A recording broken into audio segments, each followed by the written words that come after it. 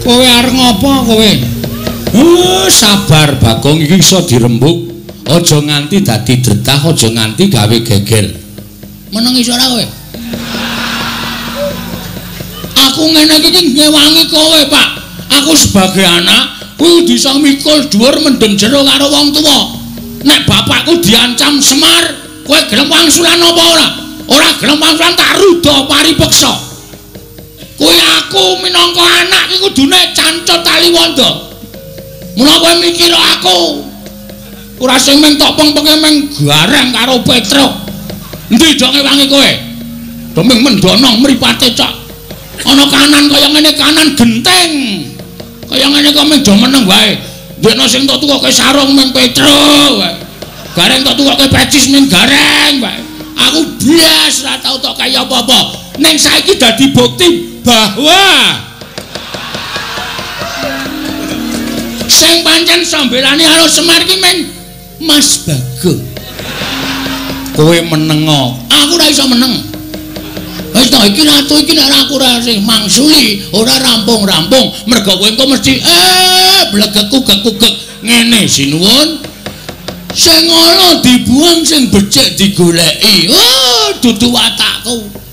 Aku nek kira-kira ana sing arep ngisro Karang Kajempel, arep gawe bucek banyu bening Karang Kajempel, aku sing ora trima.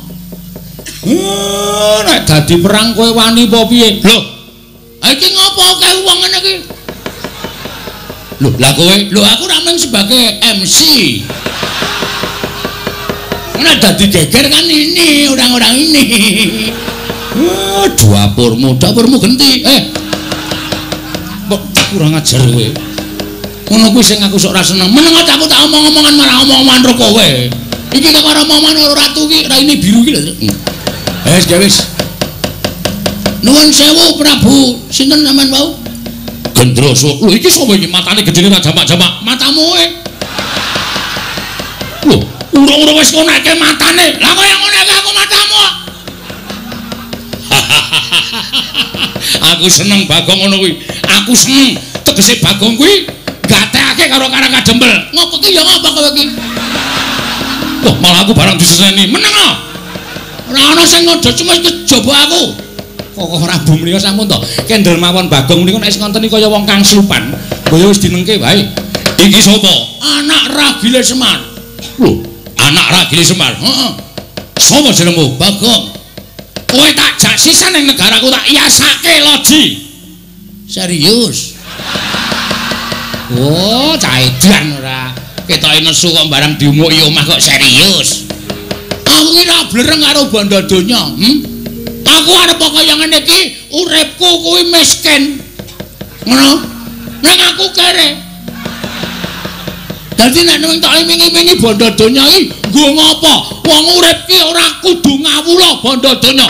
Wong urip ora kudu ngawula derajat pangkat. Sok neng kono iki ora ditakokke derajatmu apa, pangkatmu apa, bandamu pira, sing ditakokke kelakuan sing apik.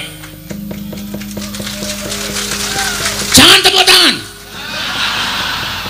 Apa gunanya tepuk tangan tanpa saweran? Oh, pancen setan tenan kok. Berarti kowe bapakne setan. Hus. Wis. Saiki ngene Mas. Sing jeneng ukume adile wong nyilih kuwi disilihi. Upama ora disilihi ya wis ora usah dadak meksa.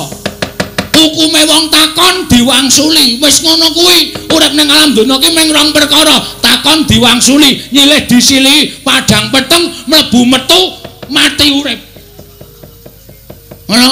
Dadi nek sampean ngongasake ning sampean sugih, aku wong sugih. Aku wong duwe. Ngelingono Mas, di atas langit masih ada langit. Sak sugih-sugih wong isih ana sing luwih sugih, ming sampean urung ditempokke karo wong sing luwih sugih karo sampean. Sak digdaya-digdayane wong isih ana sing luwih digdaya, ming sampean urung ditempokke karo wong sing luwih digdaya tinimbang sampean. Sak pinter-pintere wong isih ana sing luwih pinter. Ngono kuwi hukume alam wis berlaku. Nek kowe arep meksa karo Semar, ora iso, ana anake. Semar duwe kewajiban nang kene ora sapenake dhewe. Lho, yen ngono Semar ora gelem tak boyo ning Pager Alun. Mesti ora. Semar ki ora tau gelem diboyong nang ndi-ndi arep dipameri brana picis. Semar ki ora tau gelem. Semar ki nek wis gelem sugih. Semar nang kayangan kok, ya Pak ya. Iki kakane Bathara Guru e, ha ta Pak? Iki Bathara dosen utu-utu. Oh, di dosen ora. Ajare kakane Bathara Guru. Bathara Guru kae adikku, kae Manikmaya, aku Ismaya. Kae adikku, kakangku meneh Pak Dimutaga kae Tejamaya. Wah, aseme. Berarti dewa tenan kowe Pak. Iya. Wah, gleleng ki aku anak dewa ya Pak ya. Kapan-kapan dolan ning kayangan Pak. Rasa. Aku pengen renang ning Karang Kawidodaren. Karang Kawidodaren tok nggo renang banyune bucek. Juangkalmu meko ya. Semar Taruda Paripeksa. Kowe arep ngruda Paripeksa karo Semar? Betenge Bagong. Lho, yen ngono kowe wani karo aku sing nawedani apamu? Wah, ladalah. Wah, aku ya ladalah. Dian iki menungsa apa iki? Menungsa tenan genah urip ngene padake ama anggepmu aku saka batrene kowe. Iki menungsa tenan kedunungan nyawa. Wah, ayo ngendi pampane wong neter Kantik Dayan. Weh lah nantang tenan kowe. Hah? Muni piye? Muni piye kowe? Lho kowe kebangetan nek kowe carane ngono kowe. Kowe kebangetan. Kowe tak tantang kok malah nyumbari Baladewa. Iblis lanat kuku karepe.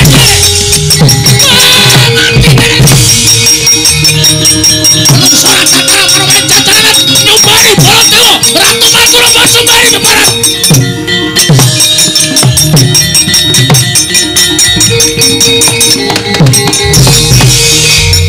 Kok Prabu menika kok muring-muring apa?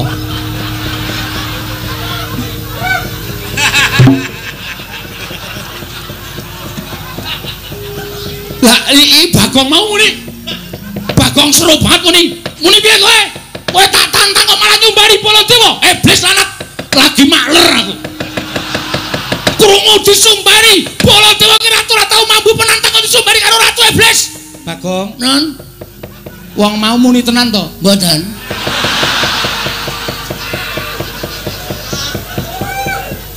Bagong matur nek ora muni apa-apa. Senengane kok percaya karo Bagong lho. Kowe iki ya edan kok Bagong. Ha wis suwe. Lah wong ratune ora nyumbari kok Prabu kok kowe iki muni nyumbari Baladewa. Nek ora ngono, sapa sing arep mungsa? Lho, lah kowe iki bengok-bengok ki mau apa? Wis matur to kula niku meng MC.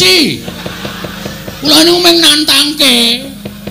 Nek ora tak ngontenke Prabu Baladewa ora tumandang karya. Tur meleh kok Prabu menika kok ya manut karo Bagong. Oh iya aku edan kok ya. Lah aku ki ratu kok meng di Bagong bengok ngono aku kok ndur nyeret ratu wae mau. Pun dilakoni mawon mboten napa-napa. Blogegku sadulita lip. Mal. Ora kurang prayoga prataning Baladewa ana ing padukan Karang Kadempel dina samengko iki. Kakang Nayantaka. Nun sewu Koko Prabu. Sarawuh paduka Kanjeng Koko Prabu, kula ngaturaken pasegan panakrami kunjuk Sandhawa Pada paduka Kanjeng Koko Prabu Indrawati. Koko Prabu Sri Bathara Kresna. Yayi. Sampun tampi karya bombong raos sing manahipun ing Raka Indrawati. Asung paseganipun paduka Yayi Prabu, namung kosok wangsulipun kula kepareng ngaturaken pudhi astawanipun ing Raka kunjuk ngersa paduka Yayi Prabu kadang kula ing Amarta. Kula pun dicundhaka panglingga murda. Amawa kono kabagyaning gesang kula mboten langkung kasekecakno anggen jengandika lenggah Koko Prabu Indrawati kawula nong nggih. Sampun mboten kirang prayogi pisawanipun ing Raka Indrawati. Koko Prabu Mandura kula ngaturaken karaharjan tedhak paduka Kanjeng Koko Prabu Mandura.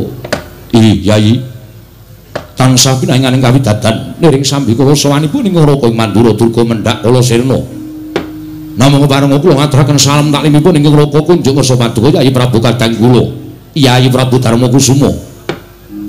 kula cancang pucaking weni dumawaing wijang urung meketing werdaya saestu andadosaken cahya cahya daging rah kayuwanen mboten langkung kasekecak anggen jengan dika lenggah Koko Prabu. Iya Yayi sampun mboten kirang prayogi biswanipun ing Raka ing Mandura. Wah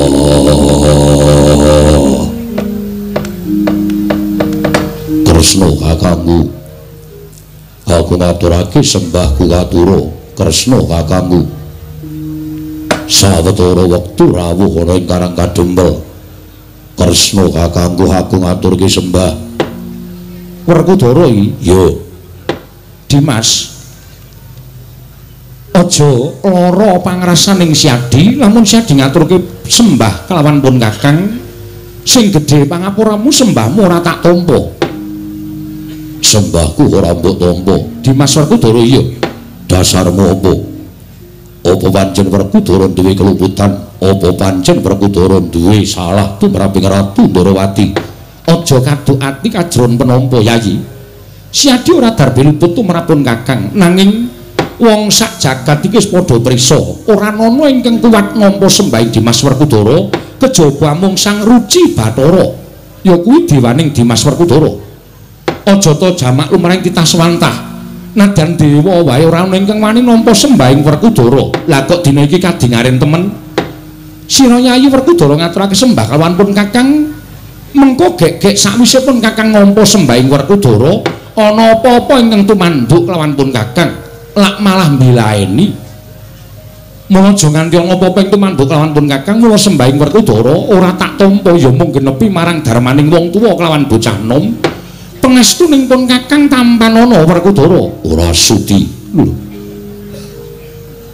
ora sudi nampa sembah pangestuning Kresna kowe ora gelem nampa sembahe bocah nom tangeh lamun pangestune wong tuwa dayanana karo uripe Werkudara mula yen kowe ora nampa sembahe Werkudara aja mangestuni karo Werkudara oh ngono ya jeneng adil kowe wis ora gelem nampa sembahe Werkudara aja mbok salahke yen aku ora nampa pangestune Kresna ya wis ora ketang rada sesak penggaling pun Kakang ora ketang rada tidha-tidha penggaling pun Kakang sembahe Werkudara tak tampa pangestuning pun Kakang tampanana wenehna kono kapan-kapan tak jupuke kok sik to pangestu kok kapan-kapan dijupuk ki piye pangestu ora bosok pangestu ora bakal mampu Kresna nampa sembahe Werkudara kanthi tidha-tidha penggalihmu mula pangestumu tak tampani ya apik ora ya ora apa-apa wis sing ora dadi berdondi wis tampanen sembahe Werkudara kanthi lega-legawaning ati dadak kok percekongi apa Kresna Koko Prabu nggih nyatanipun mekaten ingkang sampun kabiyawa nuntun jagat bilih sembahipun Werkudara menika awrat abata kaya ngapa sing jeneng Taruna nyembah kalawan werda wis sak trepe kuwi jeneng to ngenggoni tata krama lan ngenggoni kanggo ngaten ya wis tampanen inggih Werkudara nggih sembahmu tak tampa lahir batin pangestuning pun Kakang tampanana tak tampa lahir batin wis rampung lha iya bule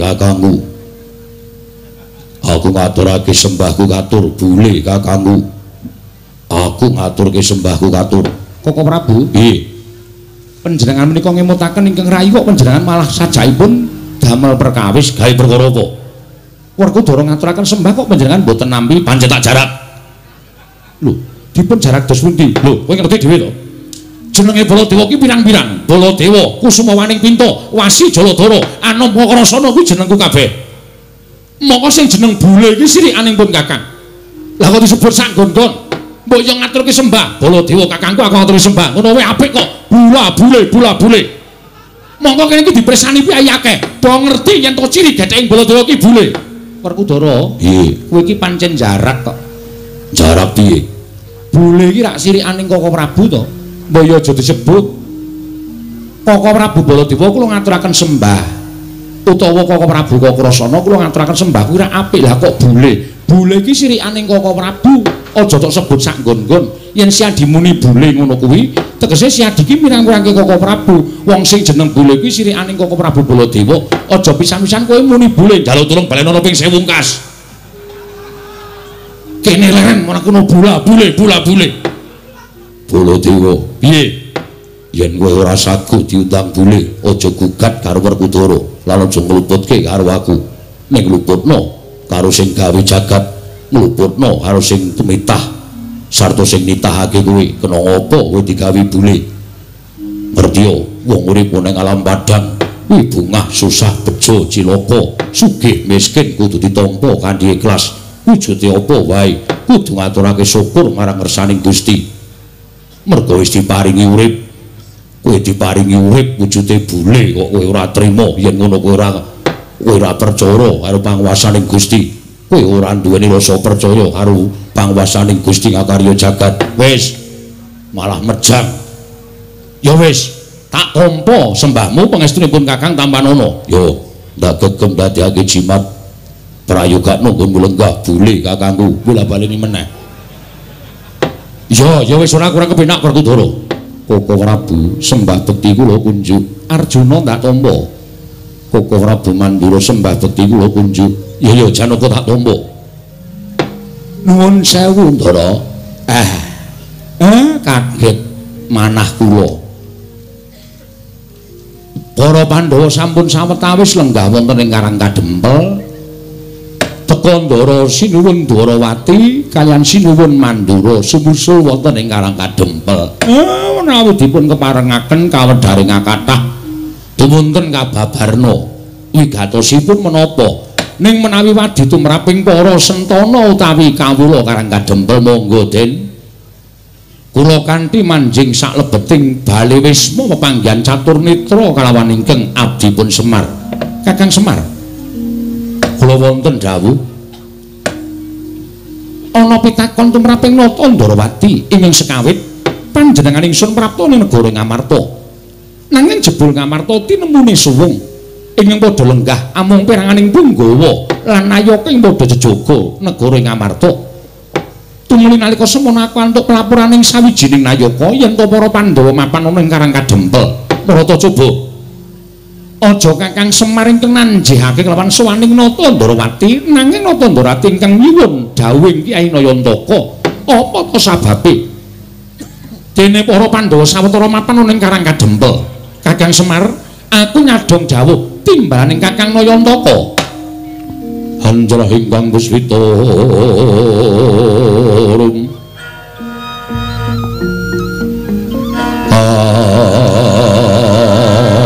asiring samirana mrih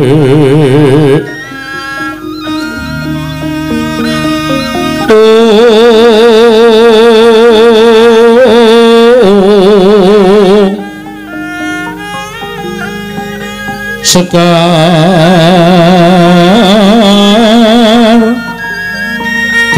kadung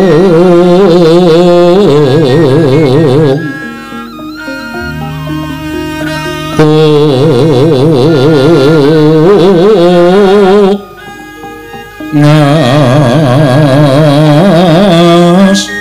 kandanya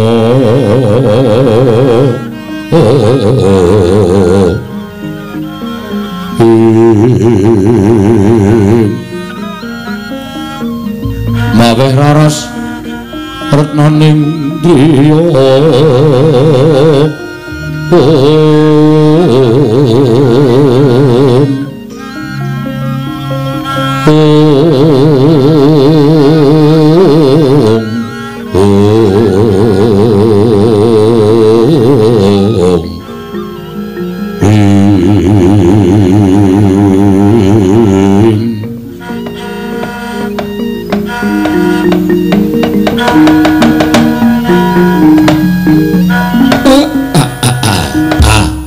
kekugek satulita nuwun sewu lho Den. Wiwit sekawit kula wis nggraita nek ndara-ndara kula Pandhawa rawuh enten Karang Kadempel niki nek nganti kapireng dening priyagung sami mestani nek Semar niku wong sing temewat dening atase derajat kula menika namung batur kula menika namung pana kawon kok kerawuhan ndara-ndara kula Pandhawa. Sinengga kula menika wong aleman ning nuwun sewu. Rawuhipun ndara kula Pandhawa menika mboten saking karep kula mboten. Kula kepengin rawuhipun ndara-ndara kula Pandhawa wonten Karang Kadempel niku ya ora. Ning sampun Sabta Ari kelungguhan dinten sak mangke menika Pandhawa sami mesanggrah wonten ing Karang Kadempel. Lah menawi Ndara Kresna nyuwun dawuh utawi sinuwun Ndarawati kepengin pirsa menapa ta sababipun dene Ndara-ndara kula Pandhawa rawuh teng Karang Kadempel. Kula tak crita, kula mboten ajeng nambahi, kula ora arep ngelongi napa sing dumadi. Jujur lahir lan batin kula nek iso lati kalih atine Semar Makarti dadi siji. Yo, Kyai Semar. Aku percaya marang Kakang Nayantaka. Nggih, syukur. Nah ngaten, Den. Mugi andadosna ing kawuningan. Sabta Ari ing kepengker ndara-ndara kula Pandhawa rawuh enten Karang Kadempel. Sareng sami kula tanjihaken apa ta sababe? Upami mbetahaken Semar rak sak boten-botenipun paring dawuh. Semar niku ning batur kula sago ditimbali aja kok ing Wancirina nadyan Wanciratri kula sagah. Nalika semanten ndara-ndara kula sampun rawuh enten Karang Kadempel. Sinuwun Puntadewa ingkang paring dawuh. Dawuhipun sinuwun Puntadewa bilih wiwit Pandhawa kelampahan lan pikantuk kanugrahan wujudipun negari Ngendraprasta. Nalika wana marta sampun kababat sarta bangsaning Jim sampun sami teluk tumuli negari kababar kasat netra dados negarining titah sewantah ingkang nampi triman ndara-ndara kula Pandhawa. Iya. Nalika semanten ndara-ndara kula Pandhawa sawetawis lenggah dampar enten negari Ngamarta kaundhakaning praja mboten mantra-mantra mboten kados negari sanesipun nembe sekedhap kemawon sinuwun Puntadewa menika lenggah wonten praja Ngamarta gesangipun para kawula menika sami gesang kebak ing kanikmatan karukunan sami guyub rukun bandha rompa ruket dhateng kewajibanipun piyambak-piyambak tunggal cipta rasa karsa lan karyanipun harpa Ngamarta menika kathah pinten-pinten kapitadosan utawi kapercayan nanging sayuk rukun manunggal dados setunggal. Iya bener Kyai Semar. Kawontenan sing kados mekaten menika kepengin dipun indakaken kawontenan negari Ngamarta supados saya sae saya sentosa saya kondhang kawenang lan saged ngayomi dhateng sagung kawula dasih ingkang sami mapan wonten ing Kutagara ingkang sami mapan wonten ing Karang Pradesan lan ingkang sami mapan wonten ing Paredèn menika supaya saged ngraosaken kanikmatan ingkang sami boten dipun benten-bentenaken. Lah niating Pandhawa menika badhe ambangun negari Ngamarta ya lahir ya batin mengkono Kakang nggih. Nuwun sewu lho Ndara sampun ngantos gerah penggalihe kula wis matur lah kok sami rawuh teng Karang Kadempel mongko nuwun sewu sing dadi pengayomaning Pandhawa menika sinuwun Ndarawati Semar ya dadi pamomong ning pengayom kalih pamomong niku tumrap Semar meh padha nek diucapake ning beda kewajibane. Iya. Pengayome sampeyan pamomonging Pandhawa kula. Sampeyan rawuh mriki kok ora nganti pengayom, Mbah, mengke nek wonten mboten trimane si pengayom niku rak kriwikan dadi grojogan geguyon dadi tangisan. Ning ndara-ndara kula Pandhawa paring dawuh mekaten, apa to sababe kok rawuh teng Karang Kadempel mergi kawiwitan bangun niku mboten kok perkara duweni bobrana picis sing akeh, duweni dhuwit sing pirang-pirang, wekasan bangun ing babakan lair lan batining kawula niku diwiwiti saka akeh ing brana picis mboten. Tumraping kula bangun negari menika diwiwiti manunggaling kawula lawan Gusti tegesipun manunggaling para Pandhawa kaliyan para kawula supados raket penggalihipun manahipun para kawula caket kaliyan penggalihipun para pepundhen wekasan kawula menika rumaos dipun gatosaken dening para Pandhawa. Kawula nek rumangsa digatekke niku ora usah disoki brana pijes, ora usah diwenehi bondo donya. Ning kawula mesti rumangsa kaya dipecut rasane rumangsa handar beni negarane wekasan cancut Taliwonda mbangun negarane. Mengkono Kyai Semar nggih. Mula sampeyan rawuh enten mriki niki nek pancen sampeyan ajeng nesu ampun dukani Pandhawa ning mangdukani Semar. Merga napa sing dipetung kalih para Pandhawa niku pancen bener. Wiwitan bangun niku ora kok saka Kutagara, ning yen bisa saka desa. Ya Karang Kadempel niki sing ajeng diwiwiti bangun negara Ngamarta. Mangke nek mriki pun kawiwitan saking mriki tumular tekan Kutagara wekasan wewangunan menika saged rancak niring Sambikala. Jagat Dewa Bathara. Yayi, wonten timbalan ngadhawuh Koko Prabu. Nuwun sewu. Mboten ateges kula badhe nglepataken dhateng Paduka Kyai Prabu dene Paduka mboten anjawil dhateng Raka ing Darawati. Namung sareng kula midhangetaken sabdanipun Kyai Naya. Yayi, keparang sak mangke ing Raka ing Darawati mboten badhe kantun nedya mbebantu dhateng bot repotipun kadang kula para Pandhawa. Nggih. Kyai Prabu Semantara ingkang Raka ing Mandura sareng kula midhanget sabdanipun Kyai Nayantaka. Malah sak mangke gumregah manahipun ing Raka ing Mandura nedya mbebantu dhateng bot repotipun para Pandhawa.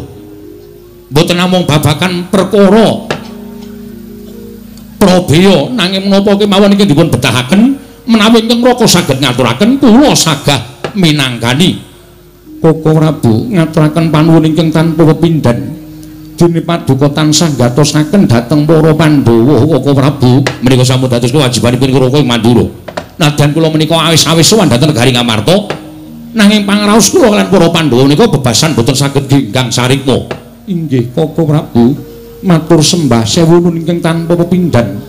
Malah sak mangke gandeng Koko Prabu Ndarawati miwah Koko Prabu Mandura sampun keparang rawuh wonten ing Karang Kadempel Kakang Semar wonten dawuh kaya-kaya wis komplit sarta wis mathuk sarta gathuk pemangging para Pandhawa kelawan Koko Prabu Ndarawati mung ngenteni sabdaning Kyai Nayantaka mungguh bakal kepiye nggone miwiti Pandhawa nggone bakal mbangun negara Ngamarta Kyai Semar.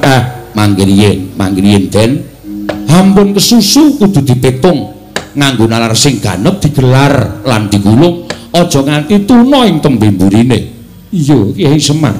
Mergi sabdanipun para sepuh sampun nyebataken pangendikanipun para pinter, pangendikanipun para ulah agama sampun paring dawuh. Sek sapa wonge kepengin gayuh kanugrahan, sinten tiyangipun ingkang badhe kedunungan kanikmatan kanthi anggayuh alampah prihatin lan tata brata kados Pandhawa menika badhe ambabar utawi ambangun negari Ngamarta kanthi alampah prihatin wonten ing Karang Kadempel. Menika mangke menawi badhe kasembadan penjangkanipun tertentu sareng kalian pacobanipun. Lah sak mangke ngaten kemawon bab perkara bangun menika dipun penggalih wingking ingkang langkung prayogi tata-tata babagan pacobanipun. Mergi kanugrahan kalian pacoban menika adaanipun sok teka bebarengan. Yen ora iso kena pacoban ora bakal entuk kanugrahan. Ning iso ngrampungi pacoban kanugrahan menika badhe sumanding Ndara.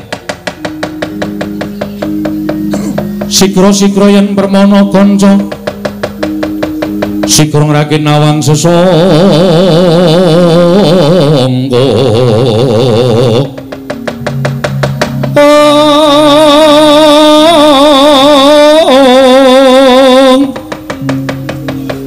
Nalendra mbek marwa sing sang katriku mulung katriku mulung mangrembak ing wadya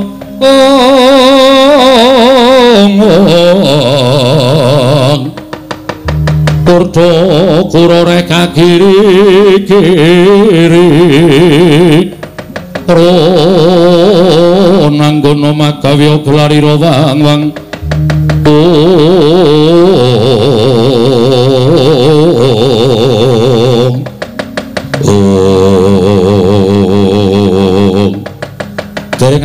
sama Mbah Wajana. Ki Lurah Semar Badranaya ambabar. Kinampi nggenata Indrawati miwah nata ing Amarta Prabu Darmakusuma. Miwah sangganing para Pandhawa jangkep ing sami mapan wonten ing Karang Kadempel. Dadak sakoleng mangke gedher madaning padukuhan Karang Kadempel sami alok yen to ana Nalendra ingkang wantun miyak sagung kang samya sumewa manggah wonten ing Datulaya utawi wonten ing padukuhan Karang Kadempel. Blegegek sadulita mel ora kanthi kanyono-nyono lah kok iki eneng priyagung wah sing munggah ana ing pendopo padukuhan mongko miyak saking kawulaku sing padha seba ning padukuhan Nala Gareng dalem Pak apa iki kancamu dolan apa piye? Oh aku kok koncone dolan kok ratu sandangane sugih kaya ngono kuwi. Sing biasane sok srawung karo ratu-ratu sabrang ki Bagong. Takonono Bagong kuwi.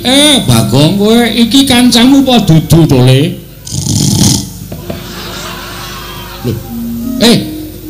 Oh cah edan ora. Bagong kuwi gugah kuwi. Wer. Kowe iki mah turu iki ngopo? Aku ki nek jejer kuwi males e. Ora gek limbukan. Wah, apa-apa kok limbukan ora. Jagongan ro piagung ki kaya rasane ki ora nyambung.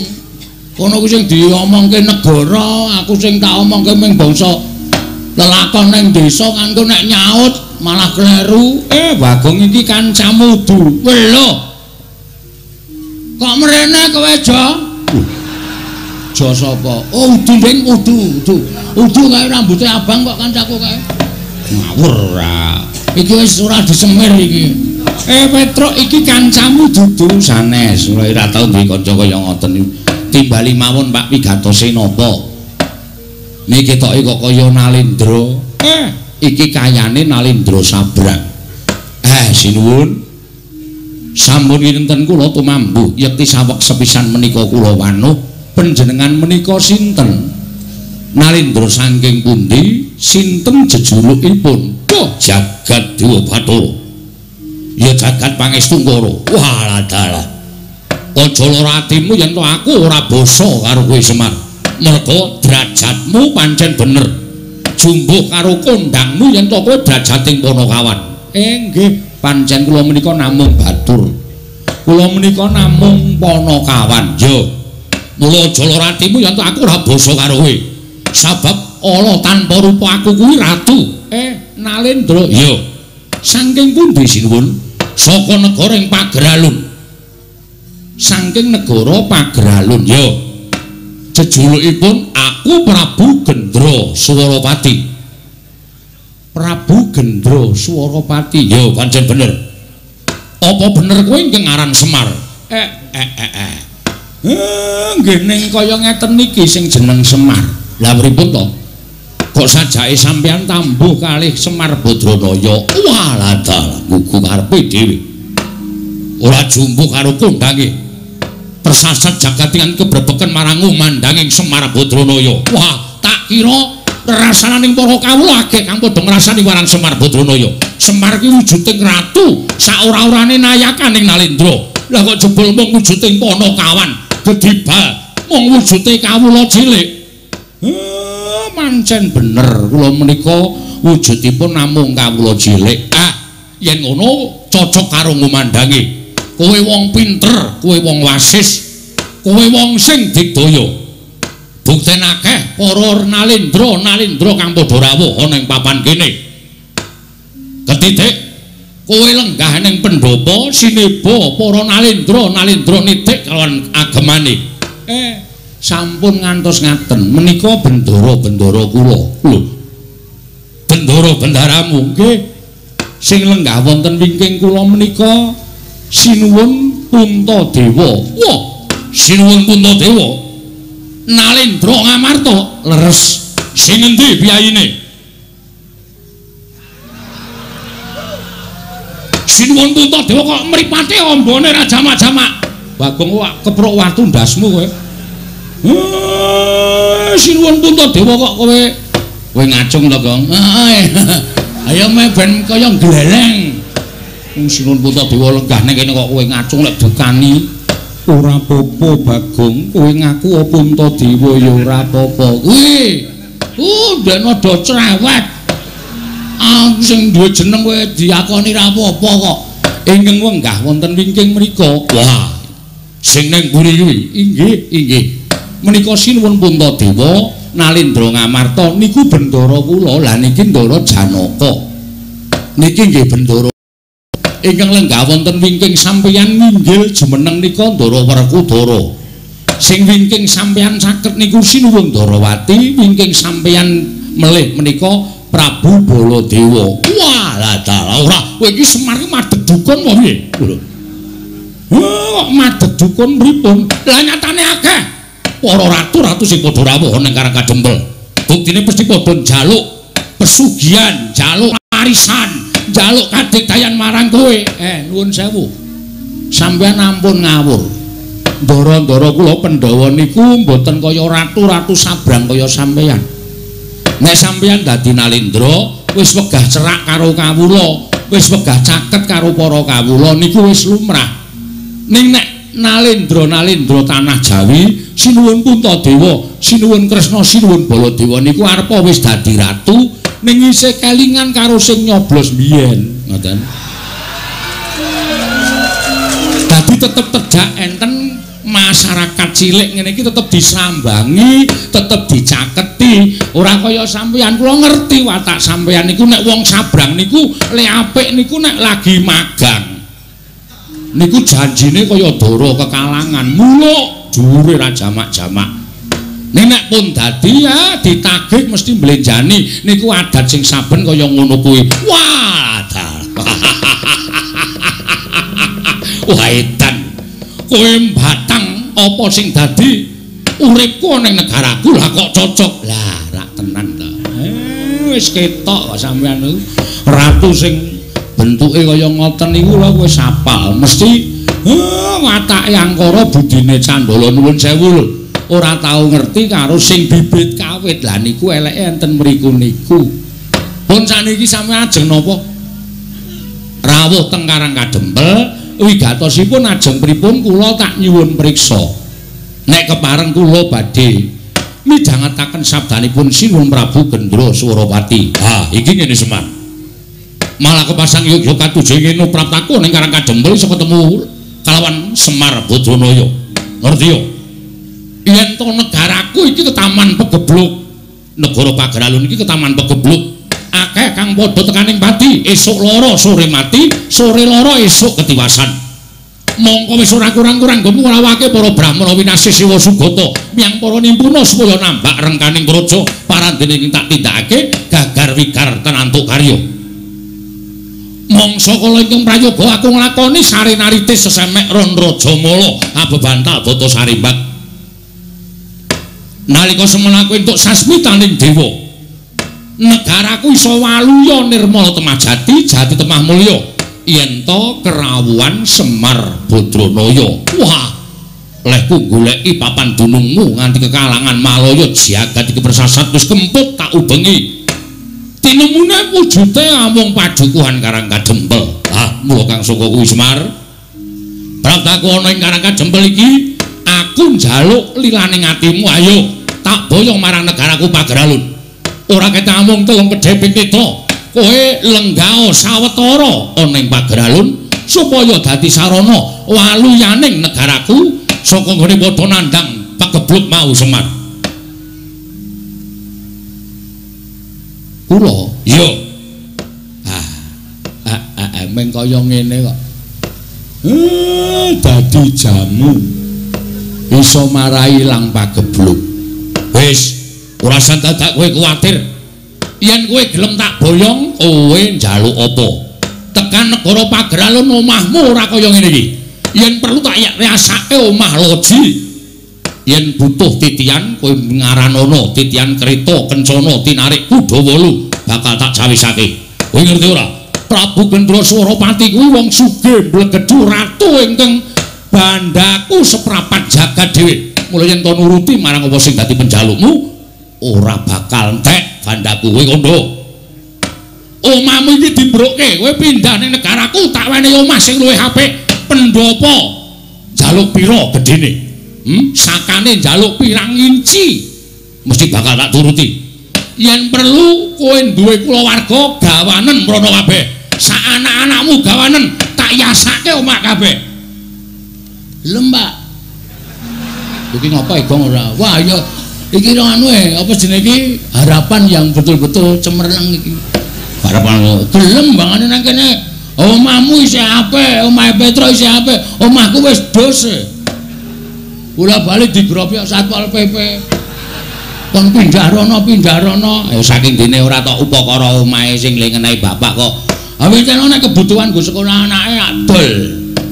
Wah iki ngedolan kok ora. Sono, anakmu pira? Tak yasake. Yen kowe butuh ijol dhuwit, kowe njaluk ijol dhuwit pira? Yen upama anakmu ora tok gawa marang negaraku, anak-anakmu lan bojomu ning kene kok ninggali dhuwit, kowe matura pirang triliun tak bayar kenceng. Waton kowe gelem tak boyo. Yen kowe njaluk ijol apa wae mesti bakal tak pinangkani. Kowe njaluk ijol apa wae mesti bakal tak turuti waton kowe gelem tak boyo. Ning yen kowe ora gelem tak boyo marang negara ing Pagaralun, mongko kawulaku saya suwe saya bakal entek mergo padha tekaning pati ke Taman Pegebluk. Tinimbangane aku dadi ratu mongko bakal didunke dening kawulaku sinenggo aku ratu sing ora iso dadi pengayomaning para kawula. Luwih becik bakal tak entengake patiku ana ing Karang Kadempel. Tak entengake patiku ana ing Karang Kadempel. Kowe tak rudo paripeksa. Kowe tak jiat. Kowe tak beksa tak boyong marang negara ing Pagaralun. Sapa sing mepalangi karepe Prabu Gendro Swarawati rawe rantas malang bakal tak putung. Ayo mengkari kowe matur gelem apa ora Semar? Ora gelem aja lakon dosa. Bumi angus Karang Kadempel.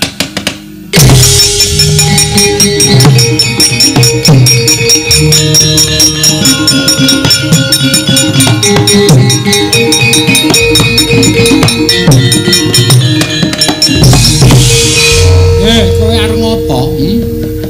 Kowe arep ngopo kowe? Sabar Bagong iki iso dirembuk.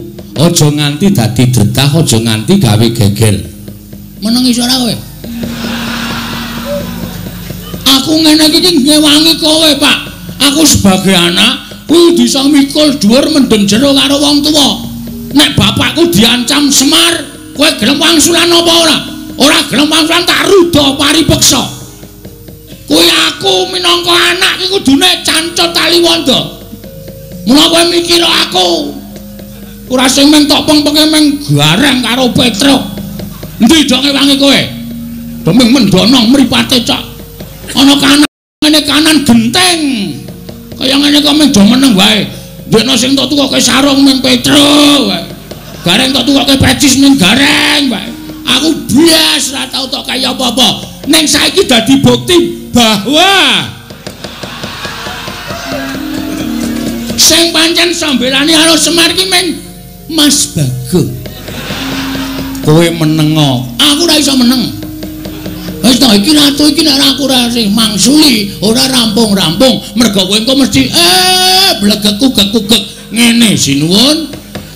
Sing ngono dibuang sing becik digoleki. Oh, dudu watakku. Aku nek kira-kira ana sing arep ngisro Karang Kadempel, arep gawe bucek banyu bening Karang Kadempel, aku sing ora trima. Nek dadi perang kowe wani apa piye? Lho, iki ngopo kae wong ngene iki? Lho, lah kowe, lho aku ra mung sebagai MC. Nek dadi geger kan ini orang-orang ini. Dapurmu genti. Kok kurang ajar kowe. Ngono kuwi sing aku sok ora seneng. Meneng aku tak omong-omongan marang omong-omongan karo kowe. Iki kok karo omongan karo ratu iki raine biru iki lho. Wis. Nuwun sewu Prabu, sinten sampean wau? Gendro sok. Lho iki sapa iki matane gedene jamak-jamak. Matamu e. Lho, urung-urung wis ngoneke matane. Lah kok yang ngoneke aku matamu. Aku seneng Bagong ngono kuwi. Aku seneng tegese Bagong kuwi kadempel. Ngopo ki ya ngapa kowe iki? Wah, malah aku barang diseseni. Meneng ah. Ora ana sing ngodo cuma kejaba aku. Kok Prabu mriya sampun to. Kendel mawon Bagong niku nek ngoten iki kaya wong kang supan. Kaya wis dinengke wae. Iki sapa?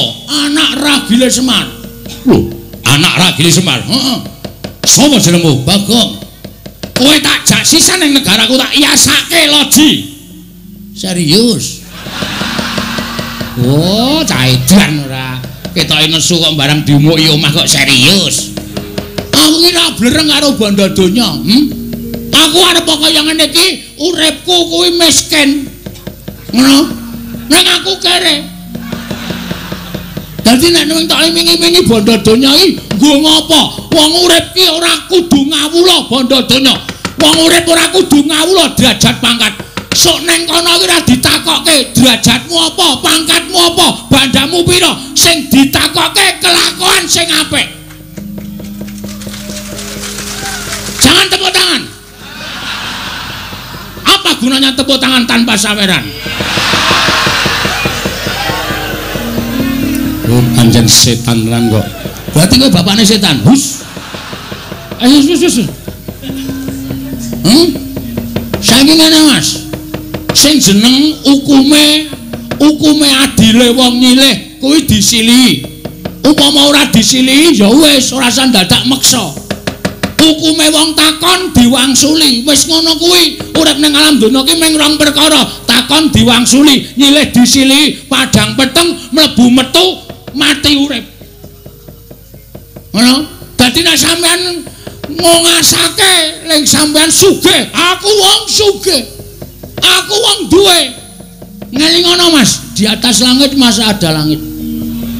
Sak sugih-sugih wong isih ana sing luwih sugih, ming sampean urung ditempokke karo wong sing luwih sugih karo sampean. Sak daya-dayane wong isih ana sing luwih daya, ming sampean urung ditempokke karo wong sing luwih daya tinimbang sampean. Sak pinter-pintere wong isih ana sing luwih pinter. Ngono kuwi hukume alam wis berlaku. Nek kowe arep meksa karo Semar ora iso, ana anake. Semar duwe kewajiban nang kene ora sak penake dhewe. Lho, yen ngono Semar ora gelem tak boyo ning Pager Alun, mesti ora. Semar ki ora tau gelem diboyong nang ndi-ndi arep dipameri brana picis. Semar ki ora tau gelem. Semar ki nek wis gelem sugih. Semar nang kayangan ya Pak ya. Iki kakane Bathara Guru e, ha ta Pak? Iki Bathara dosen utu-utu. Kudu dosen ora. Ajare kakane Bathara Guru. Bathara Guru kae adikku, kae Manikmaya, aku Ismaya. Kae adikku, kakangku meneh Pak Dimutaga kae Tejamaya. Wah, aseme. Berarti dewa tenan kowe Pak. Iya. Wah, gleleng iki aku anak dewa ya Pak ya. Kapan-kapan dolan ning kayangan Pak. Rasa. Aku pengen renang ning Karang Kawidodaren. Karang Kawidodaren tok nggo renang banyune bucek. Juang kalbu meko. Semar Taruda paripeksa. Kowe arep ngruda paripeksa karo Semar. Betenge Bagong. Lho, yen ngono kowe wani karo aku. Sing nawedani apamu? Wah, ladalah. Wah, aku ya ladalah. Edian iki menungsa apa iki? Menungsa tenan genah urip ngene padake ama anggepmu aku saka batrene kowe. Iki menungsa tenan kedunungan nyawa. Wah, ayo ngendi pampane wong neter kadigdayan. Weh lah nantang tenan kowe. Hah? Muni piye? Muni piye kowe? Wih lho kowe kebangetan nek kowe carane ngono kuwi. Kowe kebangetan. Kowe tak tantang kok malah nyumbari Baladewa. Iblis hadap kuku karepe.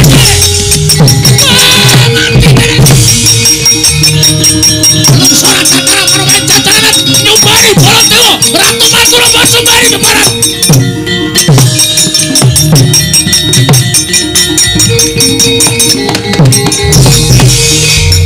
Kok Prabu menika kok muring-muring apa?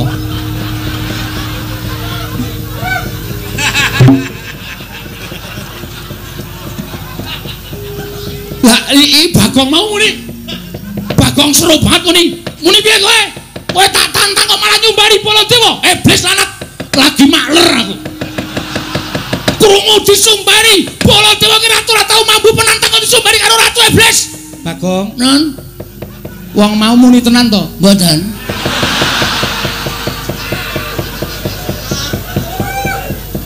Bagong matur nek ora muni apa-apa. Senengane kok percaya karo Bagong lho. Kowe iki ya edan kok Bagong. Apa suwe? Lah wong ratune ora nyumbari Koko Prabu kok kowe iki muni nyumbari Baladewa. Nek ora ngono, sapa sing arep mungsa? Lah kowe iki bengok-bengok ki mau apa? Wis matur to kula niku meng MC. Kula niku meng nantangke.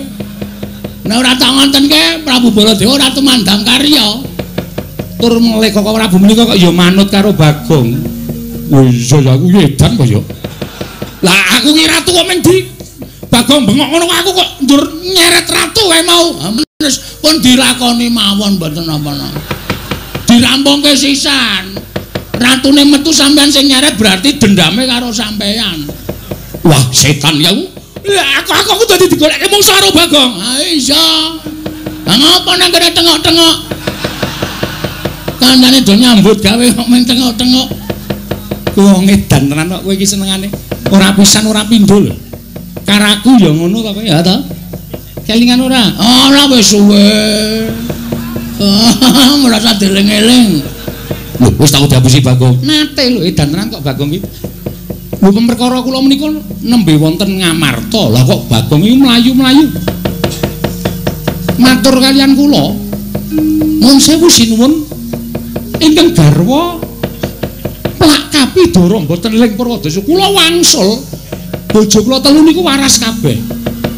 Apa ora menungso ora tatanan ki? Aku iki gumen. Aku iki omong apa-apa kok ya dadi percaya. Mongko aku kerep ngapusi ya, Tru. Heeh. Kok iso gampang dadi percaya lho. Pancen jedhes kok iki. Kowe iki gawe masalah. Gawe masalah piye, Pak? Ratu kae mesti ngamuk.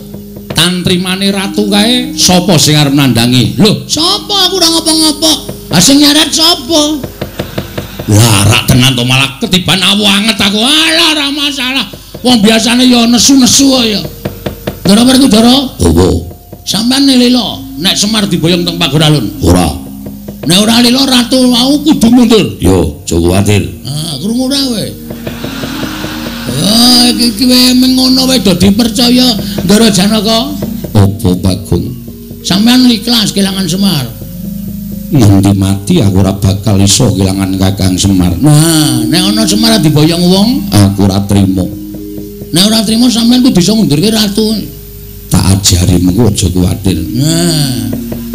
Iya. Ah, iki kabeh Ndara Kresna ikhlas kelangan Semar. Ikhlas. Oh ya wis.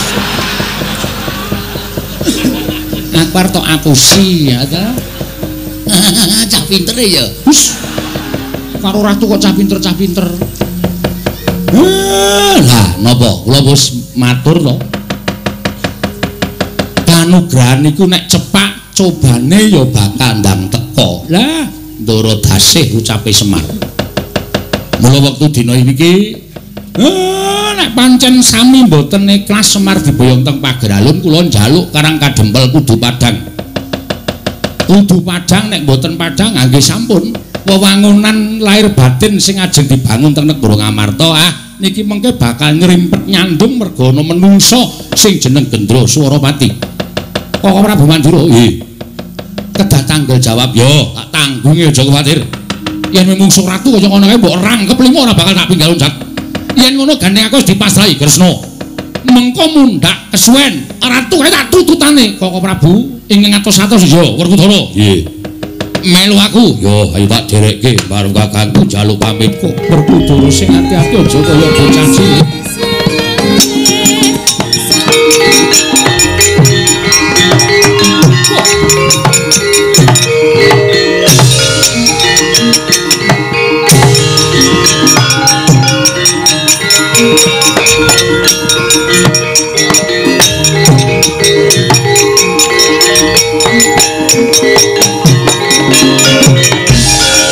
Mangga anggro sesumbar lindhu bumi Lindho bumi kunjing kumelu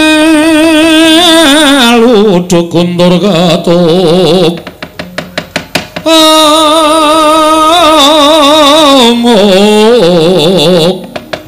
Tumembak penyukang kumambang dosang Wisnu Bathara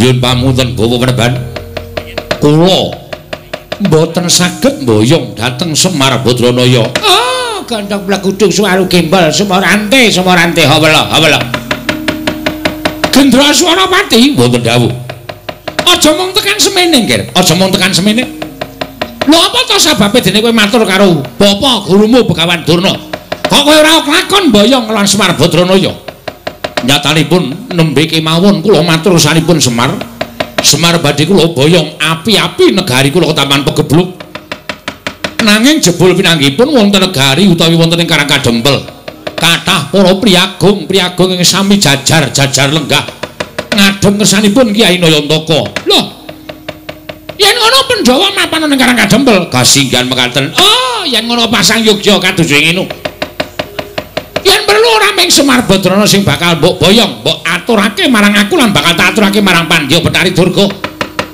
nanging klebu Pandhawa 5 cacahe Pandhawa 5 cacahe ya kuwi Puntadewa Werkudara Janaka Nukulasdewa rangketen bantaran tangan kincungan sikile bakal tak aturake marang Pandya Betari Durga jer nyatane Pandhawa kuwi bocah Sukerta Pandhawa kuwi wong Sukerta wajib dadi panganing para berkasaan wajib dadi panganing wadya balaning Betari Durga mekaten Peneban yen kowe ora iso mboyong Semar ora iso mboyong para Pandhawa ya wis ora apa-apa ning kabeh ngelmu sing tak takokke karo Begawan Durna ora bakal tak paringake jer Basuki mawa beya Gendra Swaropati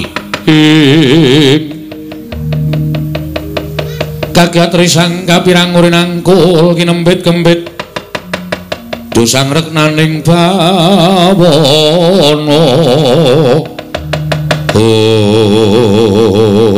wah mekaten Peneban ya pancen syarat-syaratane pancen kudu kaya mangkono kowe ngerti dhewe ta aku sowan ngesaning Pandya Betari Durga ingkang wigati jaluk daya timbul kekuatan tumraping para Sata Kurawa tumraping anak Prabu Duryudana nanging sang Pandya Betari Durga paring dawuh karo Begawan Durna waton iso gawe ijol ya kuwi wujuding bangkening Pandhawa luwih-luwih bangkening Semar Badranaya bakal pinaringan pengayoman Kurawa dening Pandya Betari Durga wekasan besuke upama tumapak perang Gece Bratayuda bakal lakon penjanganing anak Prabu Duryudana iso ngisas kalawan para Pandhawa mekaten Peneban menawi ngaten kula nyuwun tambahing pangestu mboten kitang sekedhik kula mbeta wadyabala saking negaring Pageralun badhe kula ketapaken supados damel geger Karang Kadempel nah ngono kuwi lho gawe geger ora ming ora iso mboyong Semar kok terus matur ora iso mboyong Semar Badranaya jenenge kuwi jenenge ora budidaya wong kuwi diwenangake budidaya iki Peneban wis kana mangkat to wadyabala Pageralun diketapake supaya gawe geger Karang Kadempel lho niki ngestaken dawuh paduka Peneban kula terus minggah ya cetak saka kadoan nek ngulatake karo kowe Gendra Swaropati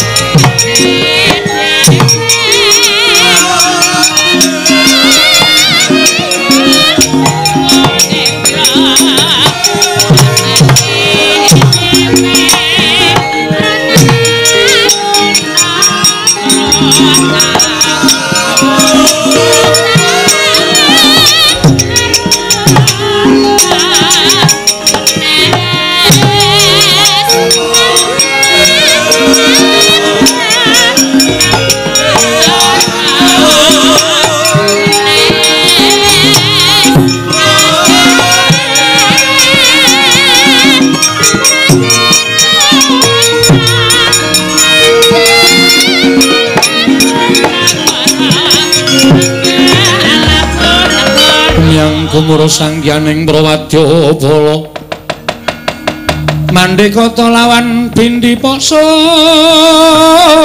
tambur miang suling pepanden dalutek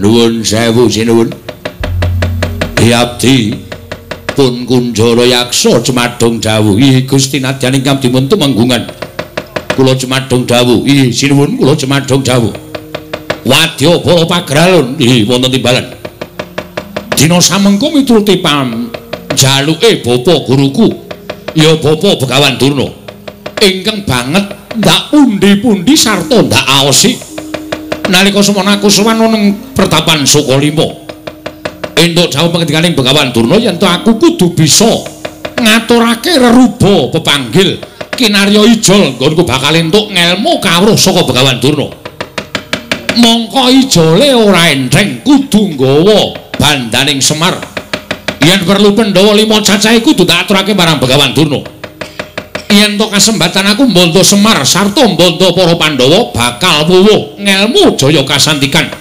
guna kanuraganku satemah aku bakal dadi ratu ing Anjayeng Bawana lajeng marang paduka ngawi sangganing para wadyabala mugi ambabarana ing abdi kepatihan gret lampit brungkat kimpul gajah gelar singa barung wadyabala sacukupe saka negara ing Pagralun mriki ngampyak Karang Kadempel sapa sing ketok digawe sungsang Bawana balik nun ngestakaken dawuh pangkatipun para wadyabala benjang menapa ora ketang sambung obor celita mangkat dina iki mriki ngestakaken dawuh sinuwun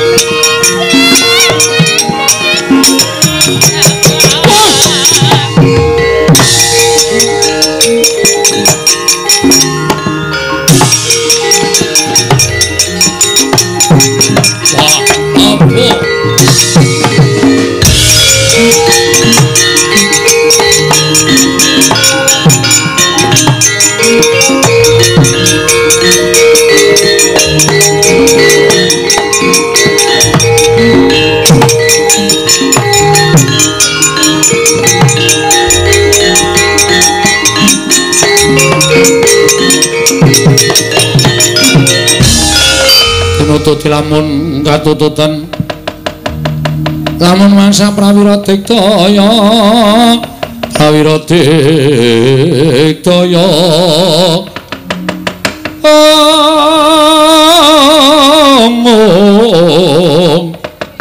Ronanggono magawe gelari rawang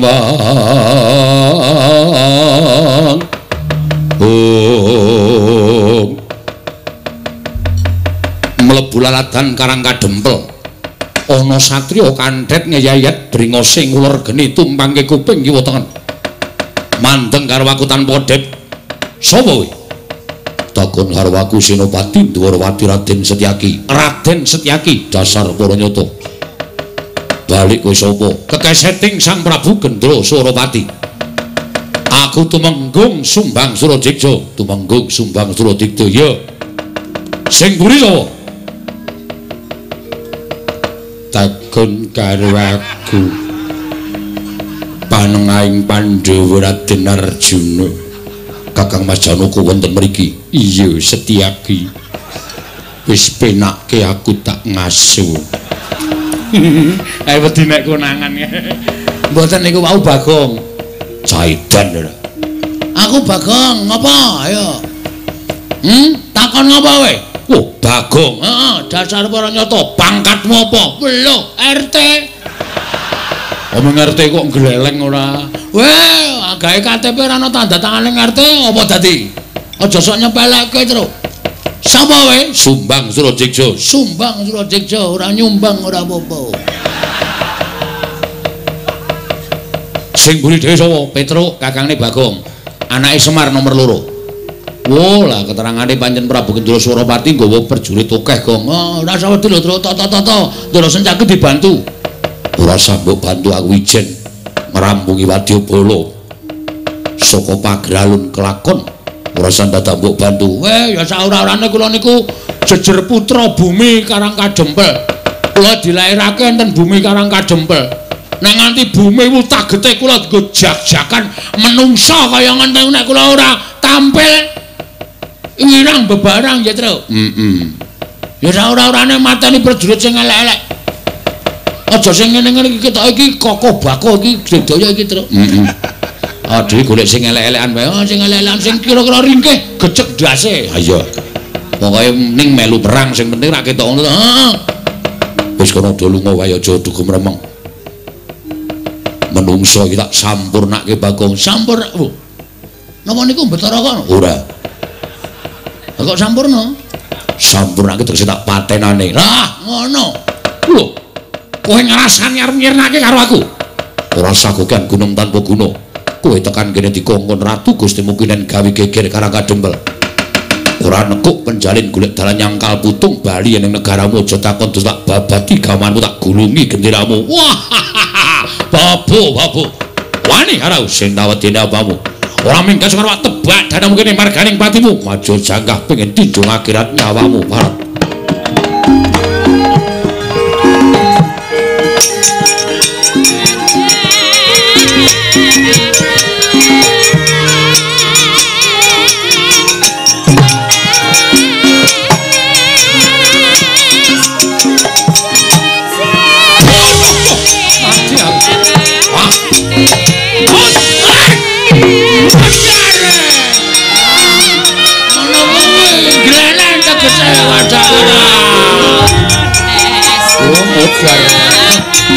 Mumet jaga.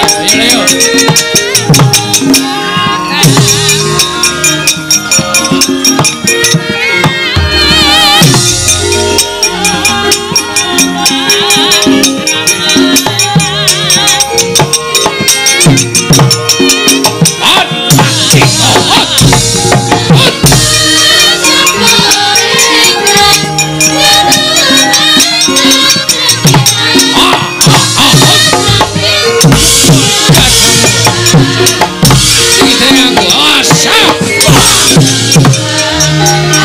Sumbang Surajigja Barat.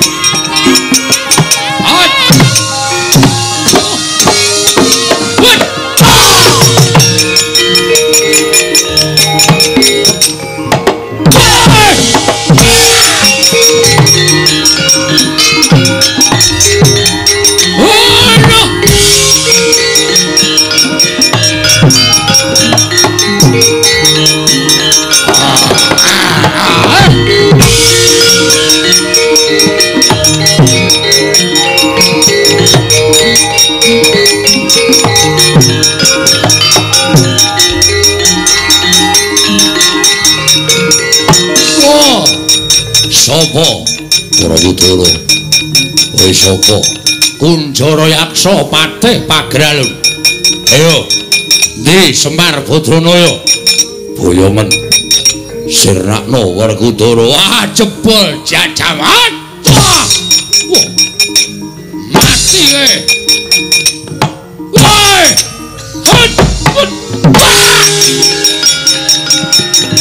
aduh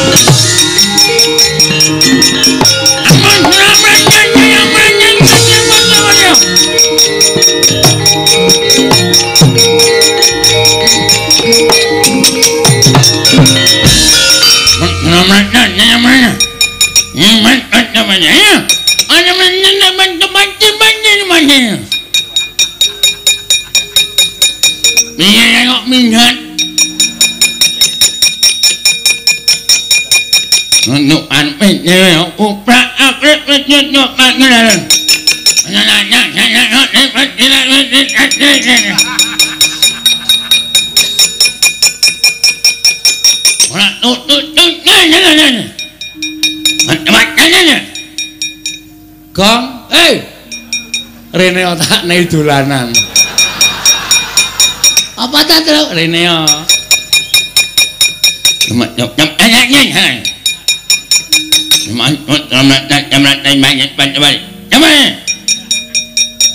Iya. Maksudnya? Nyama. Sopo? Ngowe. Aku piye?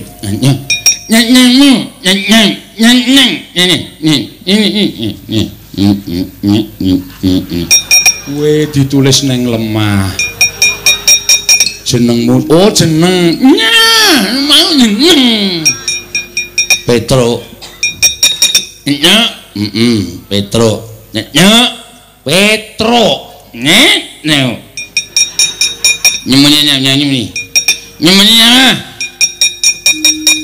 Ngomong apa aja terus? Aku yo radong, aku jane asine radong. Ngomong kowe, nyemene wis kemamah ndasmu. Kok kudu radong bareng kok. Men aku yo waton ngomong kok. Ini.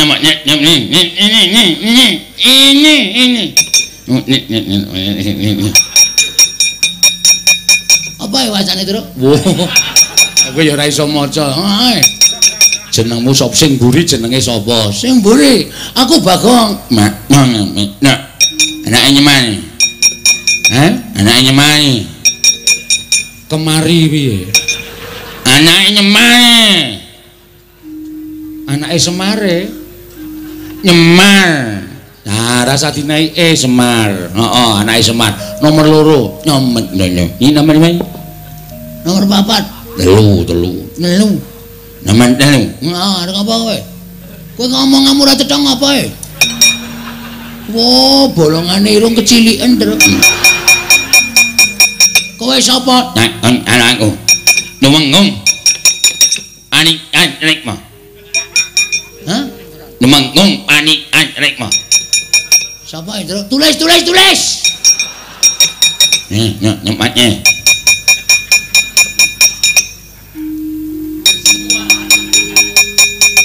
Tumenggung Panigas Rikma. Walah, tukang cukur to kowe.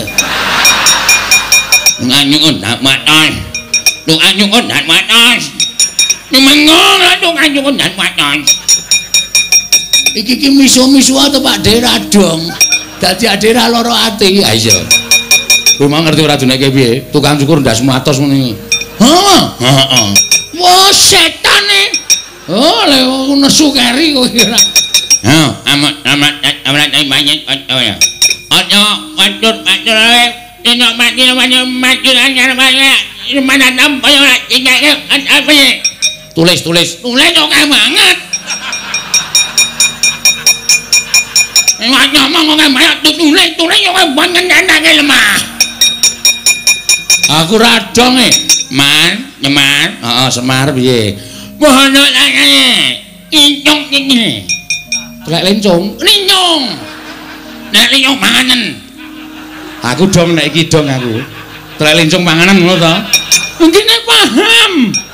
Aku dong ngene paham lho ta. Cuman dengan ini bodot angane lincung sikile. Ayo tolong Prabu. Namanya. Sapa? Prabu namanya. Maksudnya bapakku arep tok krincung tangane tok bondo, tok bondo tangane tok krincung sikile tok aturke Prabu Ngendanya. Gendro Suropati. Aku entuk pepunga. Mundur. Ora lepel. Ora level. Ya. Aku nemu ngomong ere. Mundur. Wah, kepruke watu ndase ya, Tru. Aja kusik. Aku dinake kere, aja sabar kowe iki. Mesakake lho iki ketoke kaya ngene iki. Nyang apa?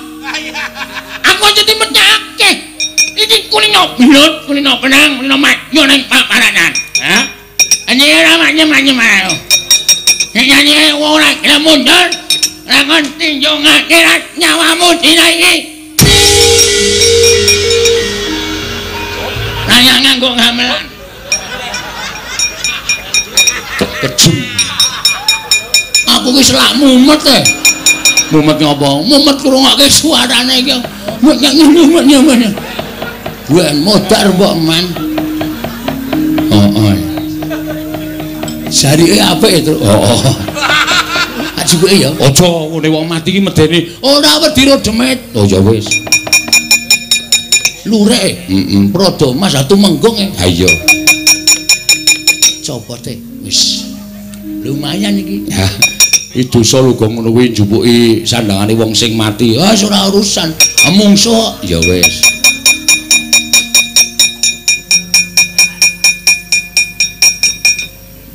Kacoke ya lumayan.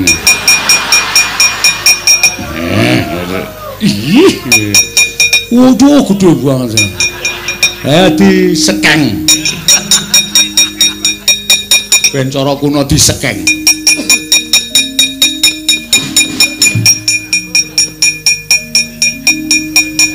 Mbangane ra ganti. Jetemene. Mayan iki rada larang. Mbangane krokodil. Wedan gareng iki ketegelen nek kuwi. Wedan nganti kaya ngono iki to. Ha wis mati ora krasa. Lho, mbakune mawut-mawut kok.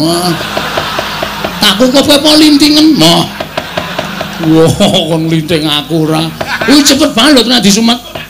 Durung semat nyerot wis mabut ngono wis tekan cangkemmu. Ayo, Amo Suramarata, Jayamarata ing mangken kok.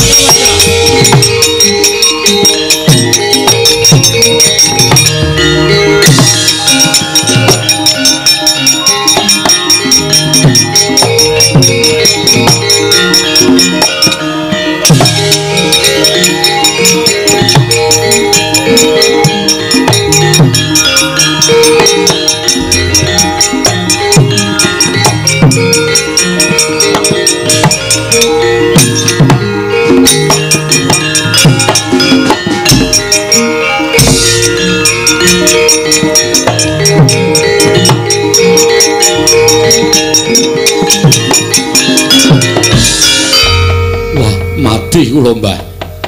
Piye? Jebul Karang Kadempel sing jaga mboten namung anak-anakipun Semar. Lah sapa? Sing jaga satriya-satriya pepedhingan kula pinanggih kalian Raden Setyaki. Setyaki iki Senopati Ndarawati, apa Prabu Kresna lenggah nang kono, Pak? Kula piyambak mboten mangertos. Ning nek nang Setyaki iki mesti nang Prabu Kresna. Wis positif kuwi. Nggih. Kowe gelut? Nggih. Kula nyaut tumbak. Kula jajahi tumbak mboten kenging, dheke nyaut godo, tumbak disendal munggah, godo tibak kiteng sirah kula. Sumrepet mboten weruh dalan, tindha ninggen cengel nganti jengklit tutuk dada kula bres. Kula teng mrika suwe ra iso ambegan. Mundur. Nggih. Dudu tandingmu Setyaki. Wah. Kae Senopati Digdaya pengpengan. Ora ana wong sabrang sing iso menang karo Setyaki. Setyaki iki mbiyen jaman semono iki jaman aku ijek enom iki gayenge nek ming gelut karo aku. Setyaki niku. Domongi. Wah. Pejah kula, Mbah. Rekyana Pati Kunjara Yaksa. Inggih. Dos pundi? Pinanggih kalian satriya gagah gedhe. Dhuwur naminipun Werkudara. Kawon ta panjenengan? Inggih. Mundur. Panjenengan badhe majeng. Pun ta mundur. Inggih. Panjenengan sampun sepuh lho, Mbah. Ampun so nyawang tuane sing baku semangate. Oh inggih. Nek mboten kula sing ndungani Karang Kadempel ora bakal sungsang bawana parik. Inggih, Mbah.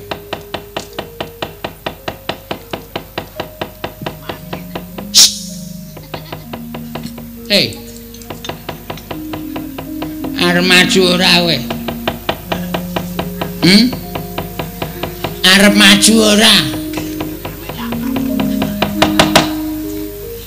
Ganti jeneng po ajek jenengmu. Jan. Laura. Maju apa ora kowe? Kok meneng wae kaya wong ngalamun. Kowe maju iso ngalahke wong-wong Karang Kadempel, bakal gedhe gancane saka Sinuwun Prabu Gendraswarapati. Ngedian nganggo suluk barang. Tang samar pamoring sukma.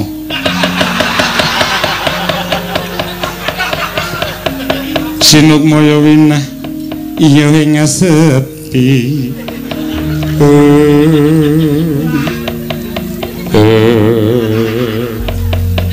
Suluk ya suarane kaya banci.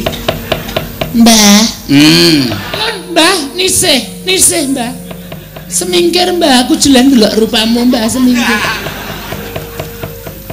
Sambrong gelap modar. Kene sing ngobani bendina kok anggere weruh wong lanang sing bagus-bagus kok karo mbane kok sia-sia. Amo Suramarata Jayamarata candha tak iwel-iwel dadi apa kowe legane atiku.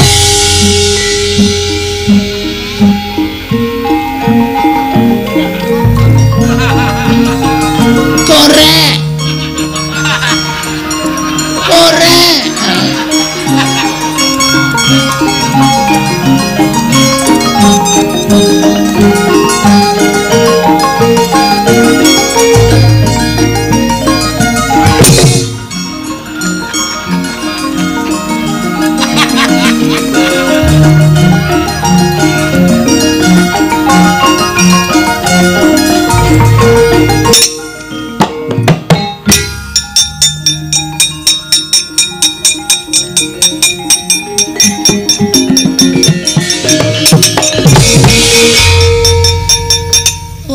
bagus.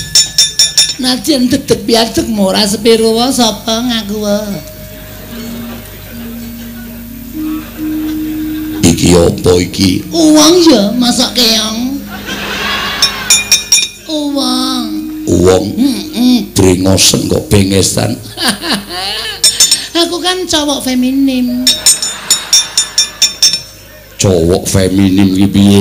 Gak ngerti, gak milenial babal blas. Sapa Mas? Sentiaki. Sentiaki, ya ampun jenenge Sentiaki sentil.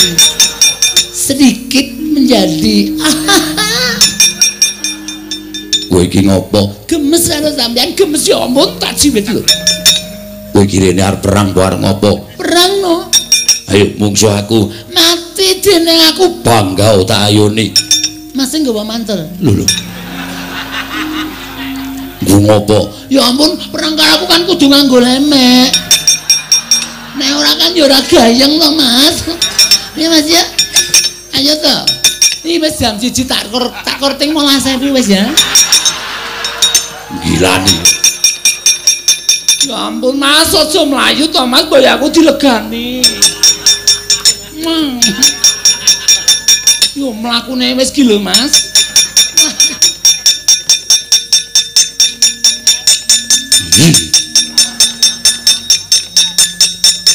Enten apa? Nah, yen kowe cocok. Kula Yo maju mungsuhe Gilani. Mas mikir. Gugu karepe dhewe. Ngalahke Ndara Sencaki. Apa dikira anak Semar ora ana sing iso ngalahke wong-wong Pagrayon? Ayo, kene. Legane ayo. Mungsuhe.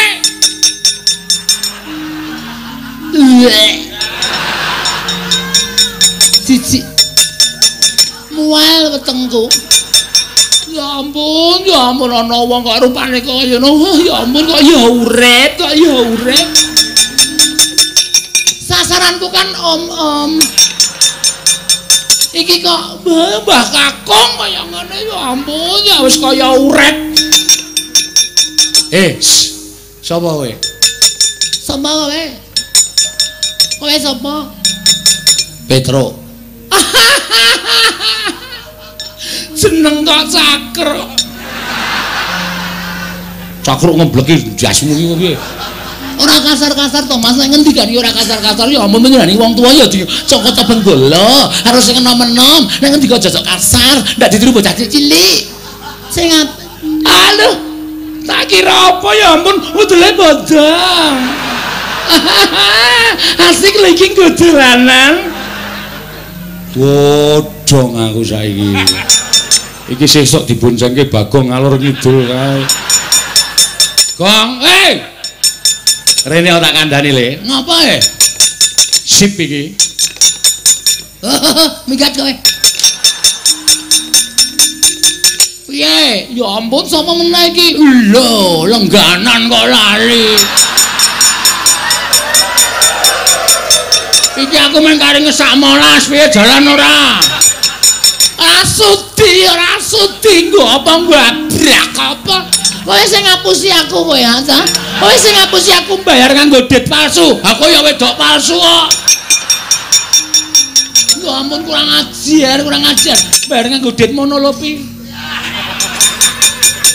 Monopoli kok monolopi. Monopoli ya ampun. Yo, ayo. Ora masalah ya. Dia nekat banget iki.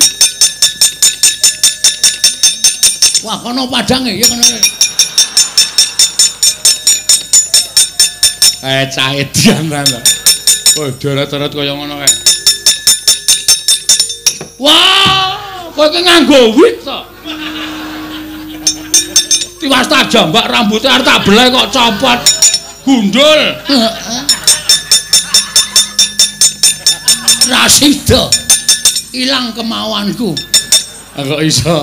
Arekane arep tak rangkul arep tak beleh iki malah rambutnya copot. Busak geting tremplong ndase kae. Gilane. Gundul kayak minyak samin ketoke ndase. Kayak minyak samin ki minyak roti. Ponokamane kurang ajar ya ampun. dandananku dirusak kabeh. Ya ampun bubar pede. Ayo ndi Semar Badranaya? Wis luweh ora. Iki kecil mungil. Iki kirek-kikek ya.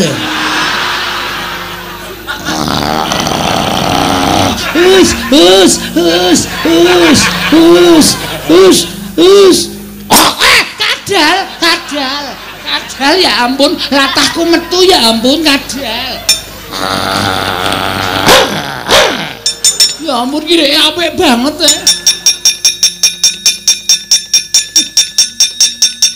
Mas. Ngopo? Aku mau tuku kireke kae. Mas kene dite. Pira? Saarmu lek ngene iki ana dit 200 sanguku. Le pepayon? Urung pepayon blas mbok modar. Urung pepayon sedaya ya satpol PP. Ya. Yo, kae kirek cilik to? Heeh. Wis manut aku. Kowe arep ngapa, Truk? Manut aku to.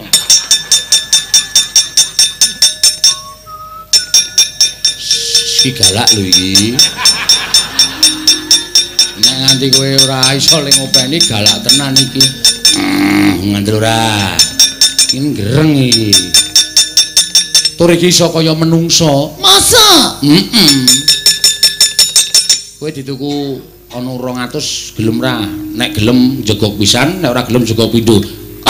Ora gelem. Lho. Ditambahi nek njaluk tambah jegok pisan, nek njaluk ora tambah jegok pindho.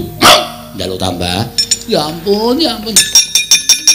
BPKB-nya. Tambahi BPKB gelem ra? Nek gelem jegok pisan, nek ora gelem jegok pindho. Ora gelem. Ya ampun, sertifikat kiosnya. Wah iya. Gelem ora? Nek gelem jegok pisan, ora gelem jegok pindho.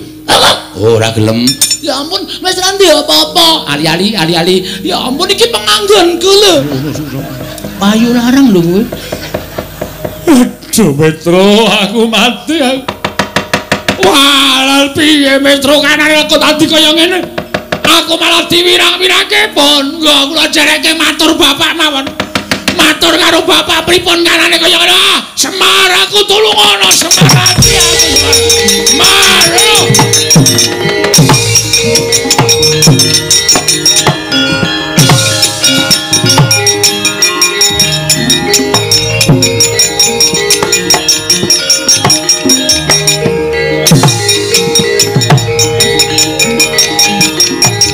Aduh Semar mati aku.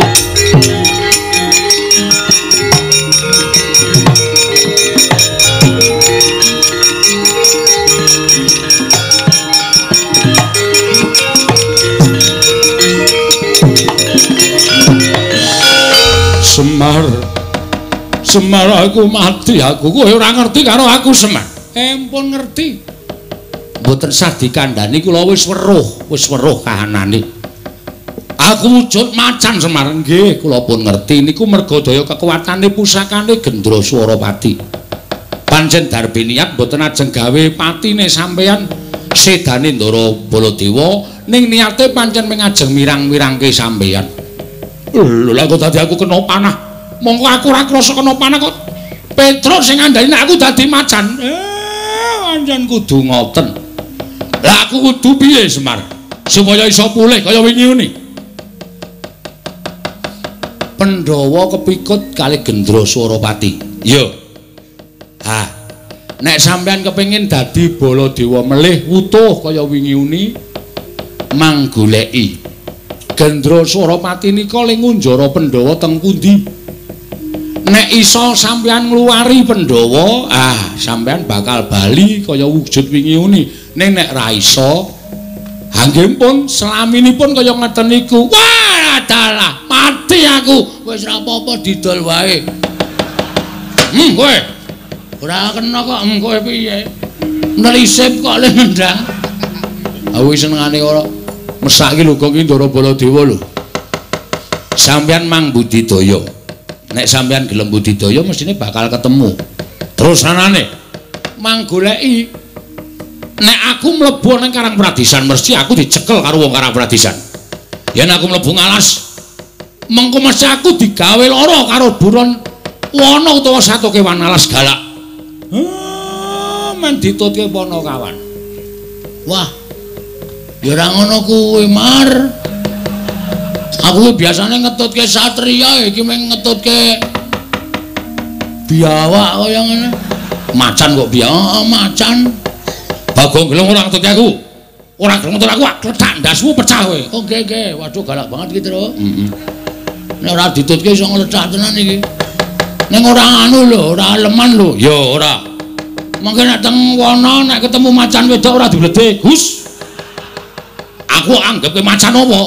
Sapa ngerti nek nafsu kebinatangane ketok ya. Ya ora mungkin iki kedadian saka ratu kok ya. Enggak kula dereke goleki ndara-ndara Pandhawa. Lah kowe piye, Pak? Kowe wis rasah ngurusi karo aku. To aku mbangane kowe. Ngerti aku mbangane kowe. Wis ana do mangkat. Ndaramu golek ana. Sing tak gumuni iki Sinuwun Ndarawati. Lah kok malah kaya ilang. Ora ketok iki janjane menyang endi? Aku yo mbuh mau goleki kok ya ora ana ya, Pak. Ben. Panjenengan iki pancen wong pinter, panjenengan iki wong sing waskita mbok menawa wis ngerti marang lelakon iki. Oh nggih. Petruk nala gareng dijak Bagong macan iki tutna. Nggih, Pak, ngestakaken dawuh. Aja pati-pati mandeg lido ngetutke nek durung ketemu karo pakun jarane Ndara Punta, Ndara Werkudara, Ndara Janaka. Nggih, siap Pak, ngestakaken dawuh. Ya Can yo. Lho. Aku iki Baladewa, aning macane. Ora sudi kon basa. Ora gelem tak ngoko ya mangkata dhewe kono. Wah, gebuki wong desa ya, Tru. Ya Can yo. Ya wis ora apa-apa. Nek aku dadi Baladewa basa meneh. Oh, siap. Nek isih wujud macane niki ya biasa wae. Ya wis sakarepmu. Petro melu aku, nggih kula derekke. Gareng nanti mengke nak tekan riki pun kula derekke ning ora saliwat ngarepan. Metu mburi niki mau ndak ketemu karo Prabu Gendra Suropati. Yo, aku njaluk pamit Semar. Ngati-ati muga-muga pikantuk kepadang Ndara Baladewa.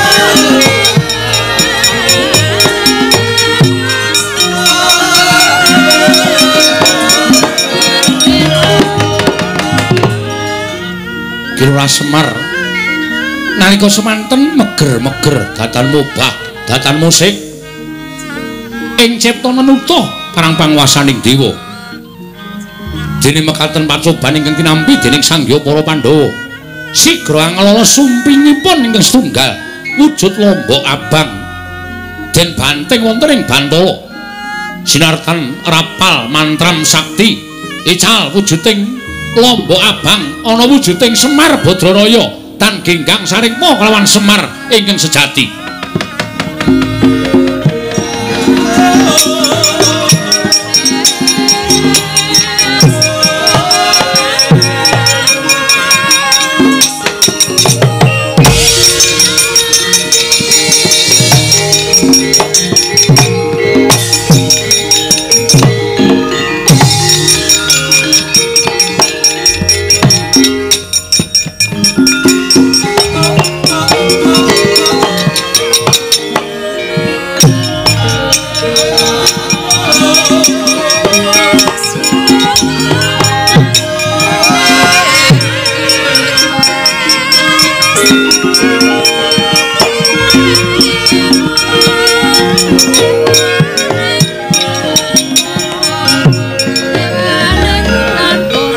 Marikoten mrayitna semuriris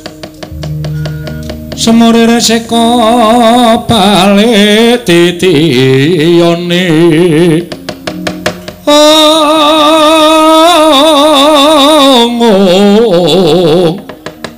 titiyane kandayane tresanya purnama sasi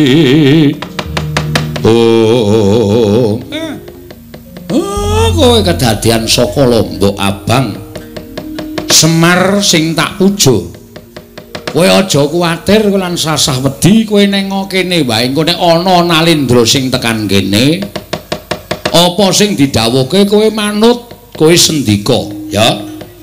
Wis ngono wae tak tinggal ning kene.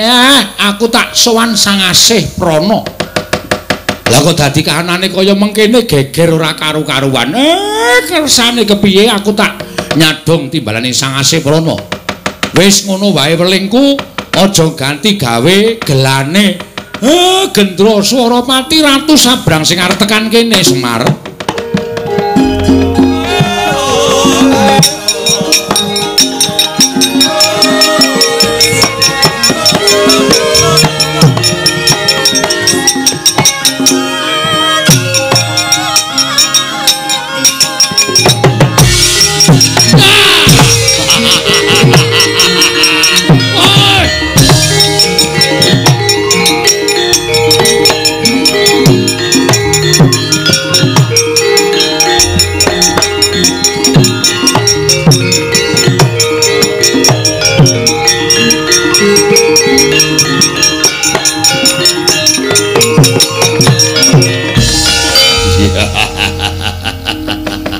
Wah, kowe wis ora bakal iso nglawat, kowe wis ora iso bakal bonggo. Piranganing para nalendra, para satring padha ngayomi karo kowe kabeh wis padha kalah karo aku Semar. Kowe aja kumbi, kowe aja selak. Dina iki tak boyong marang negaraku. Dadi srana waliyaning negaraku. Kowe kudu gelem tak boyong Semar Badranaya. Wah!